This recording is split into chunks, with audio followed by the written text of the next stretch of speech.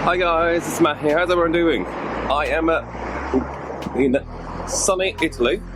Well, it's kind of the morning, so it's not too sunny just yet. So I thought I'm going to head out to share with you guys a few running shoe mistakes everyone makes for whatever reason, even if you're a pro.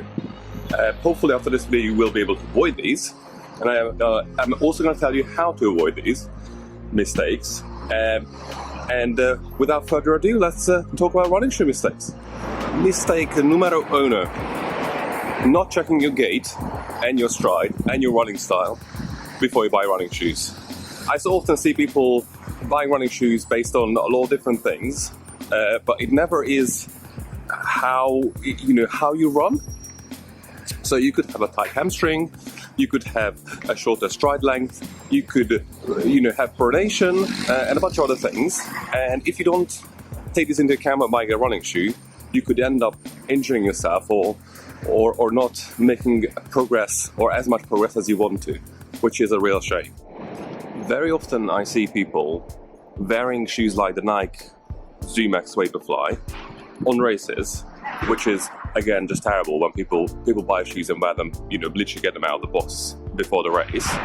But I appreciate everyone wants to make use of the Vaporflies because they like super fast, or the ASICS Metaspeed skies and stuff. But if you have pronation, you're gonna injure yourself so badly because your foot is gonna cave in at every step, and that's gonna put a lot of pressure on your ankles. That's gonna put a lot of pressure on your knees, and obviously we're talking about long distance races. So it could be injuring yourself for 20k or 40k straight because you wanted to put on some fast shoes that are completely wrong for your stride. So what you want to do is go to your local shop. If you don't know what your stride, your gait is, go to your local running shop and have your gait analyzed.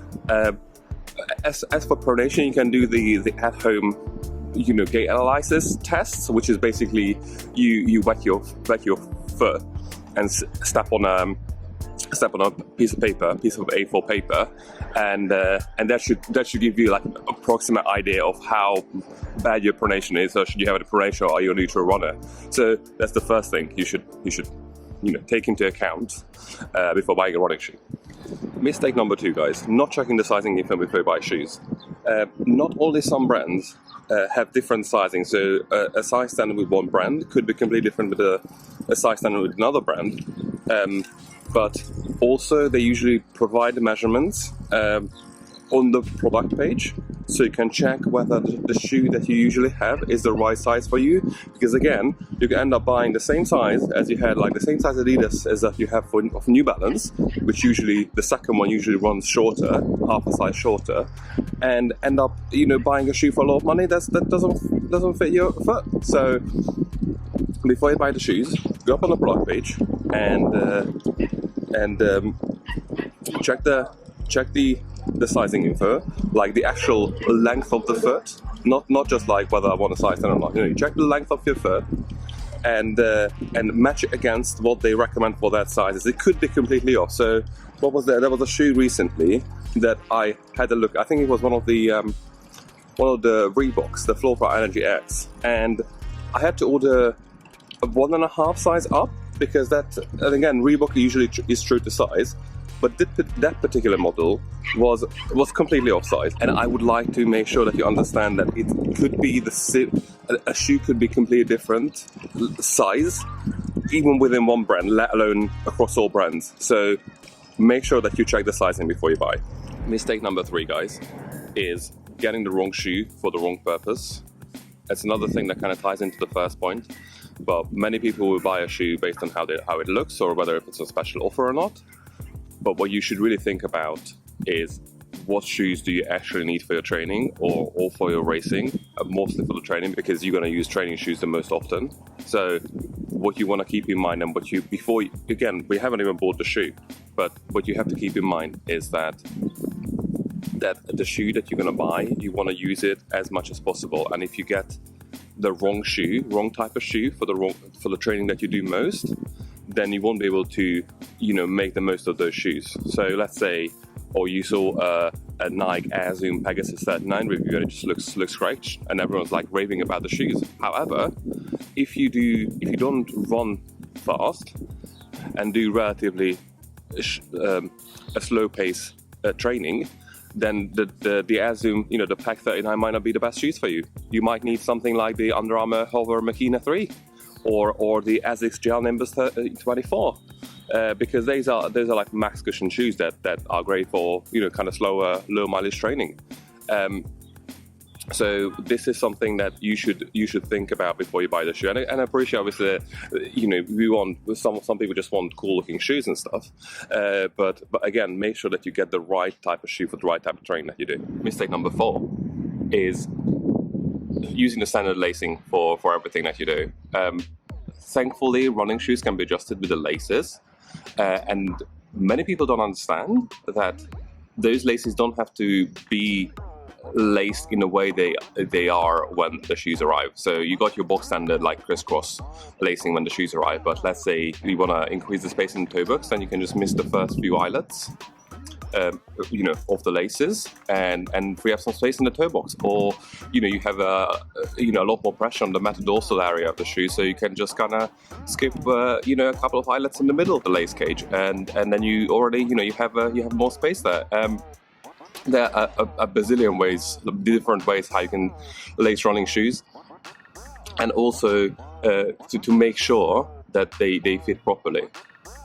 Other mistake I see with lacing is that people just tie their running shoes so tight. Like, there's no point. Like, most running shoes have the uppers, modern uppers of running shoes. They fit very well. There's no need to suffocate your foot by strangling it with the lacing. Just make sure that there's enough space in there and it's comfortable for the length of the runs that you do most often. And your foot is gonna thank you for that. Mistake number 5, guys, is being too brand loyal. I completely understand that shoes from certain brands, you feel that they're more suited for your foot, which is fair play, or you like the way they look, which is also fair play. However, if you always go for the same brand or the new iteration of the shoes that you used before, you kind of close down 90% of the running shoe market, and this could mean that you're not getting the best shoe for yourself, which is obviously not ideal. And I, again, appreciate that most people can't just try out all the shoes in the world. However, most running shoe shops, and even if you buy online, usually you can order a few pairs and send the ones back that you don't use. So, like, I see no point of you being so brand loyal when you can just get the best shoes for your needs.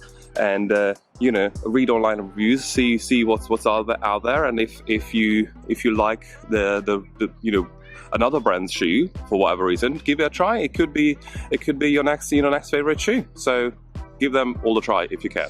Mistake number 6, guys, is not looking after your shoe, or more like not checking it often enough. Running shoe maintenance is a whole different topic, which I might cover later, but you should frequently check, especially the outsole of the shoe that you bought, because you could full well end up wearing off certain areas, which means that obviously that's how you strike your foot. Let's say if it's on the lateral front area, which obviously is a high wear area in general, but if it completely the outsole, you wear off the outsole on the lateral side very quickly without anywhere else, any visible sign of wear or any other areas, then maybe you want to get your next running shoe. Maybe your next running shoe should have a lot of rubber on that side where you wear off, where you wear it off more the quickest. And that's just one of the things that you should keep an eye on. Also, you should also keep an eye on where the upper kind of wears off as well. I mean, I spoke to people who said on all my running shoes, my toe is gonna poke out eventually. So all my running shoes look good and well maintained, but there's a hole just above the big toe. And my first thought was like, well, clearly your running shoes are too small because they're too tight, because they press against your big toe. So you would want to get at least half a size up next time to make sure that the upper is more giving and you have more space in the toe box. Or maybe you just need shoes that have a more flexible upper. Really. And this is just two things. Like, there's a bazillion other things you should keep an eye on.